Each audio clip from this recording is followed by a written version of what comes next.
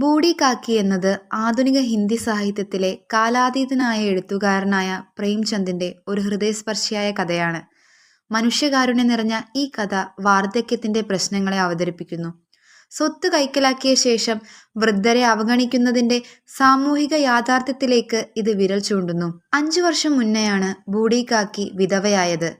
അവരുടെ ഇളയ മകനും അകാലത്തിൽ മരിച്ചു. വൃദ്ധയ്ക്ക് സ്വന്തമായി എന്ന് വിളിക്കാൻ ആരുമില്ല. തന്റെ എല്ലാ സ്വത്തുക്കളും അനന്തരവൻ എഴുതി നൽകി കാക്കി അനന്തരവനോടൊപ്പം ജീവിച്ചു. മനുഷ്യന്റെ അത്യാർത്തിക്ക് അതിരുകളില്ല.